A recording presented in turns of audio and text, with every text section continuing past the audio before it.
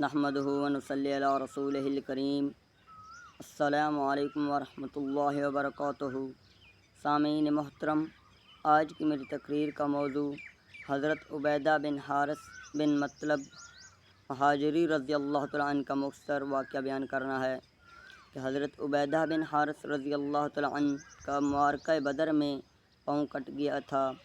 حضرت عبیدہ بن حارث رضی اللہ تعالیٰ عنہ جب مقام صفرا پر پہنچے تو وہیں حضرت عبیدہ بن حارث رضی اللہ تعالیٰ عنہ کی وفات ہوئی، تو حضور صلی اللہ علیہ وسلم نے وہیں دفن فرمایا۔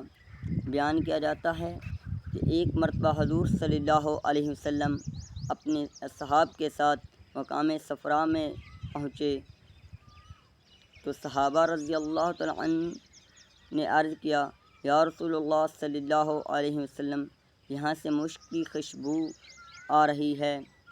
آپ صلی اللہ علیہ وسلم نے فرمایا، تعجب کی کیا بات ہے، یہاں ابو معاویہ رضی اللہ تعالیٰ عنہ کی قبر ہے، یعنی حضرت عبیدہ رضی اللہ تعالیٰ عنہ کی قبر مبارک ہے۔ حضرت ابو معاویہ رضی اللہ تعالیٰ عنہ حضرت عبیدہ بن حارث رضی اللہ تعالیٰ عنہ کی کنیت ہے۔ یہ حضرت عبیدہ رضی اللہ تعالیٰ عنہ کا مختصر واقعہ تھا۔ وما علینا الا البلاغ المبین۔